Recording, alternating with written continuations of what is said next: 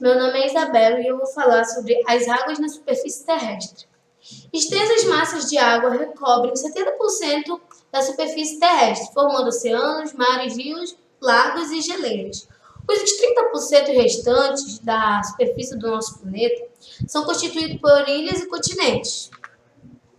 Do total das águas existentes na Terra, 97,5% são salgadas e estão presentes nos mares e oceanos. Apenas 2,5% da massa de água existente na Terra é doce, localizada em rios, lagos, geleiras e reservatórios subterrâneos. Veja o gráfico ao lado. Então, esse aqui é o gráfico, tá, gente? Aqui a água salgada é 95,96, tá? Mas aqui tá 97, então é 97,5%. E a água doce é só 2,5%, porque esse aqui é que antigo esse gráfico. Conforme representado no gráfico, do total de água doce no planeta, 68,9% encontra-se em estado sólido nas calotas polares e geleiras. Outros 29,9% encontram-se no subsolo, formando reservas subterrâneas de água. 0,3% está disponível em rios e lagos, constituindo as principais fontes de água potável, e 0,9% em outros reservatórios. Dessa maneira, uma pequena parte da água doce está localizada em áreas de fácil acesso. A maior parte dessa água encontra-se nos aquíferos ou lençóis freáticos, ou seja, nos reservatórios subterrâneos de água doce. Por isso, é muito importante pensarmos sobre a preservação desse recurso natural. A indústria. A gente vai falar agora sobre a indústria, né? Quanto foi usado de água na indústria? Quanto é usado de água na indústria? Como meus amigos explicaram no gráfico anterior, 13% de toda a água doce consumida no mundo é para o uso industrial. Nesse caso, a água geralmente é utilizada para a limpeza das instalações industriais, matérias-primas que chegam para ser processadas para o funcionamento dos equipamentos industriais e também diretamente para a fabricação do produto. Veja no esquema abaixo, do lado, exemplos da quantidade aproximada da água consumida pela indústria e metalúrgica, indústria de papel e metalúrgica. Então, aqui está o gráfico, quanto é usado. Uso racional da água. O acelerado aumento da população mundial e o intenso uso dos recursos hídricos tem provocado a escassez da água nas mais diferentes partes do mundo. E esse não é o problema distante dos brasileiros.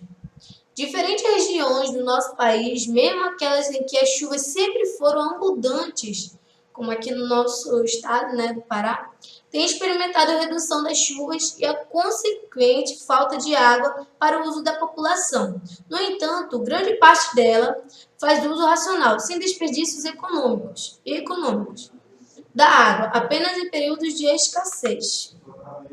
Então, é isso.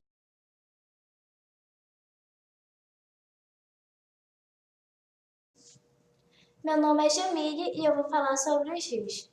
Os rios são formados por poções de água doce que escoam em cursos naturalmente esculpidos na superfície dos continentes. Ainda que muitos desses cursos já tenham passado pela interferência humana, as águas de um rio podem ter origem no derretimento de geleiras, afloramento de águas e de águas subterrâneas na superfície ou no escoamento superficial das chuvas. Os rios são muito utilizados pelas sociedades humanas para diferentes atividades, como abastecimento de água para a população, fornecimento de alimentos, produção de energia elétrica e navegação, entre outras. Agora eu vou falar sobre a importância das águas doces.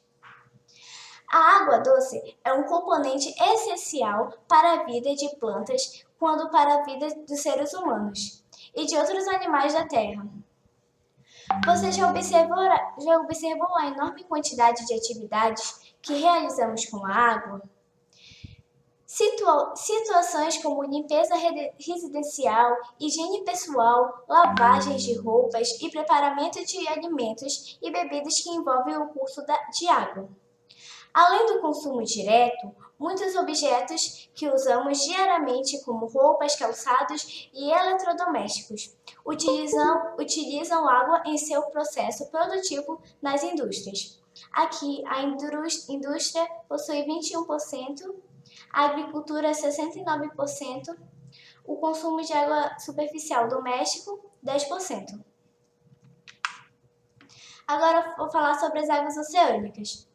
As águas oceânicas são formadas por grandes extensões de água salgada, distribuída em mares e oceanos. Veja a seguir algumas características das águas oceânicas. A salinidade.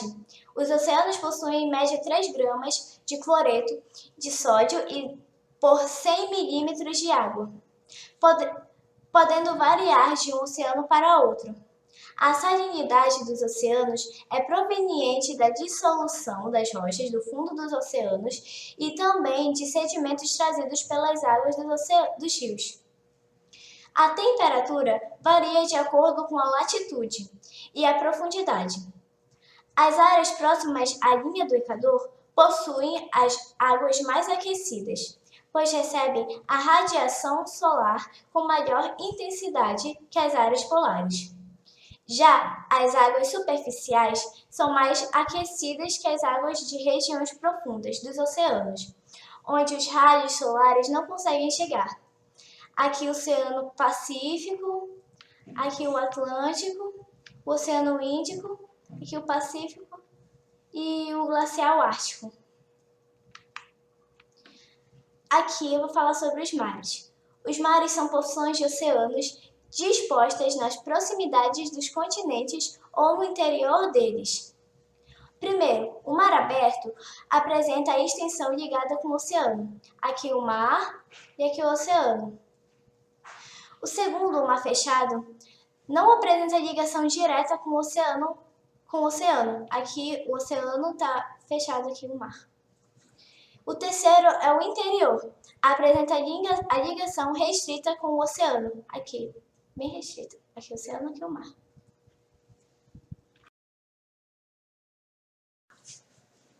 Bom dia, sou Rony e vou falar sobre os lagos. Quando as águas provenientes de chuvas, rios, afloramentos de fontes subterrâneas ou derretimentos de geleiras se acumulam em determinadas depressões da superfície terrestre, formam-se lagos. Os lagos podem se originar naturalmente, ser construídos artificialmente, eles variam de tamanho e profundidade, podendo ser de água salgada ou doce. As águas subterrâneas. As águas subterrâneas são reservatórios naturais de água doce localizados abaixo da superfície terrestre. Esses reservatórios da água formam-se quando a água na forma de chuva cai sobre a superfície e se filtra pelo solo entre as camadas de rochas permeáveis, rochas porosas, até atingir uma camada de rochas impermeável. Dessa maneira, a água preenche espaços vazios entre as rochas, ficando armazenada. A agropecuária. A atividade que mais consome água dessa agropecuária. Nessa atividade, a água é utilizada tanto na criação de animais como na irrigação de lavouras. Gasta-se um elevado número de água para produzir diferentes produtos no campo. Muitas vezes, milhares de litros de água são perdidos com irrigações necessárias em vazamentos ou então em instalações precárias nas áreas agrícolas. Os manguezais. Os manguezais são áreas de vegetação de mangue, ou seja, um tipo de arbusto que se desenvolve em porções litorâneas, onde a encontra entre a água doce de algum rio e a água salgada do mar, criando um ambiente rico em nutrientes. Nesses locais, a vegetação de mangue é a grande riqueza de matéria orgânica, propiciou o desenvolvimento de várias espécies de animais marinhos, entre eles caranguejos, peixes. A degradação dos manguezais pode causar um desequilíbrio da vinha marinha, pois muitas espécies que se desenvolvem nos mangues são fontes de alimentação para animais que habitam os oceanos. Com isso, galera, fui. Deixe seu like. As águas continentais, também conhecidas como água doce, correspondem a 2,5% do total de água do planeta. Elas estão distribuídas em rios, lagos, águas subterrâneas e geleiras. As geleiras. As geleiras são imensas massas de gelo permanente formadas pelo congelamento de água doce e que estão localizadas em regiões polares e em áreas montanhosas. Em altitudes elevadas, ou seja, nas regiões polares, onde as temperaturas são baixas em razão da fraca incidência dos raios solares, as geleiras são denominadas geleiras continentais ou de latitude. Já em áreas montanhosas, em razão das baixas temperaturas decorrentes da elevada altitude, as geleiras recebem o nome de geleiras de altitudes ou alpinas. Atividades domésticas. Depois da agropecuária, a segunda atividade que mais consome água é o uso doméstico. O consumo de água doce para as atividades domésticas diárias podem variar de acordo com as necessidades de cada pessoa e a disponibilidade de água em cada país. Observe um gráfico que está aqui ao lado, a disponibilidade de água por capita de alguns países. Aqui tem um consumo e mostra desde que o consumo é maior e o consumo é menor. O maior consumo é a Austrália e o menor consumo é o Peru, com 173 litros de água. Extração mineral e energética. Águas oceânicas fornecem uma grande quantidade de sais minerais, entre eles o cloreto de sódio, conhecido como sal de cozinha. Para a obtenção desse mineral, que se encontra diluído nas águas oceânicas, são realizados vários processos industriais específicos de evaporação da água salgada e separação dos seus elementos químicos. Os locais onde acontecem esses processos são chamados de salinas, onde aqui representa uma foto que representa as salinas. Outra atividade econômica realizada em áreas oceânicas é a extração de recursos energéticos, como o petróleo e o gás natural. A extração desses recursos normalmente acontece pelo meio de perfurações profundas, realizadas no subsolo do oceano, onde estão localizadas as jazidas desses recursos. Entre as jazidas de petróleo e gás natural exploradas atualmente, podemos citar um exemplo com as localizações no Mar do Norte e a do litoral brasileiro. As águas oceânicas também são muito utilizadas para o transporte, sobretudo de mercadorias, no comércio entre diferentes países. Poluição dos rios e oceanos. Tanto as águas do rio quanto as do oceano vêm sendo poluídas ao longo do tempo por diversas atividades humanas.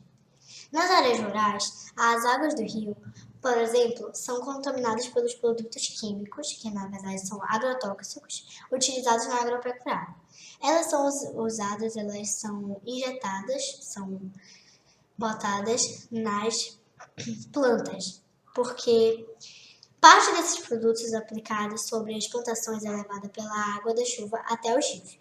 Além disso, a parte da água poluída infiltrada no solo atinge as águas subterrâneas, contaminando os aquíferos.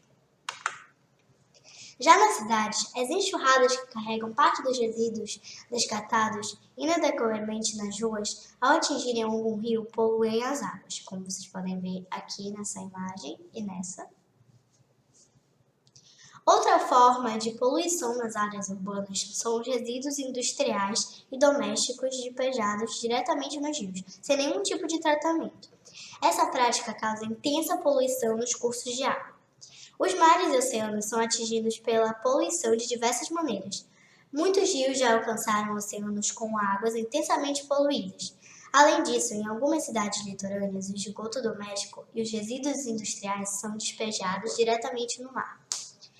Os maus hábitos de banhistas em praias de todo o mundo também podem causar sérios danos aos oceanos, sobretudo aos animais marinhos. Isso porque os resíduos jogados nas praias e carregados para o mar são confundidos com alimento pelos peixes e outros animais, que acabam morrendo por ingeri-los. Outra poluição bastante comum é a contaminação das águas oceânicas causada por embarcações, seja por vazamento de combustível ou pelo despejo de resíduos sólidos, e que na verdade é um lixo, no mar geradas pela tripulação. O vazamento de petróleo em áreas da estação e no transporte desse recurso também representam um grande risco para a vida de animais marinhos e muitas aves que se alimentam desses animais. Então foi isso, galera. Espero que vocês tenham gostado. Beijo!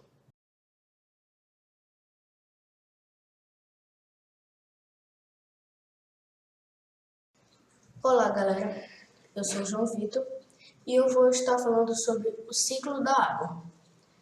A água está presente na natureza nos seguintes estados físicos: sólido, líquido e gasoso. O calor proveniente da radiação solar e a força da gravidade desencadeiam o processo chamado de ciclo da água, ou ciclo hidrológico. Nesse ciclo, a água passa de um estado físico para o outro, preservando sempre o mesmo volume total existente no planeta. Ou seja, ela pode fazer várias vezes o ciclo, mas ela vai continuar com o mesmo nível. Veja o exemplo a seguir, o esquema: evaporação e transpiração. O calor evapora a água de rios, mares e oceanos e provoca a transpiração das plantas. O vapor de água resultante deste processo se eleva na atmosfera. Condensação. Na atmosfera, o vapor da água se condensa, formando nuvens de diversas formas e tamanhos. Precipitação. Nas nuvens, ao se condensar, a água se precipita na forma de chuva, neve ou gelo e atinge a superfície terrestre. Infiltração. Parte da água que atinge a superfície se infiltra no solo, podendo ser absorvida pelas plantas ou atingir as reservas subterrâneas. Escoamento. Parte da água que atinge a terra escoa pela superfície, seguindo a declividade do relevo, até atingir corpos d'água, como rios, lagos, onde parte é levada aos mares e oceanos. Outras utilizações. A água doce também é muito utilizada como via de transporte de pessoas e de mercadorias. E para a produção de energia hidrelétrica, em vários países do mundo, muitos rios e lagos apresentam grande profundidade e volume de água. Estão em área onde o relevo é plano ou com poucos desníveis de altitude. Isso facilita que pessoas e mercadorias sejam transportadas por embarcações. Alguns rios que percorrem áreas onde o relevo apresenta grandes desníveis têm suas águas represadas e utilizadas para girar as turbinas de usinas hidrelétricas, produzindo assim energia elétrica. Importância das águas oceânicas. Os oceanos e mares são muito importantes para o planeta, pois apresentam grande biodiversidade, ou seja, tem tanto planta quanto animal, quanto peixes. Tanto animais quanto plantas, com destaque para algas, que produzem grande quantidade de oxigênio, gás essencial para a vida humana. Alguns usos das águas oceânicas. Extração animal. A pesca oceânica é uma atividade realizada tanto nos mares próximos ao litoral, quanto em áreas mais afastadas da costa. Em alto mar, essa atividade pode ser realizada de modo artesanal ou industrial. Pesca artesanal.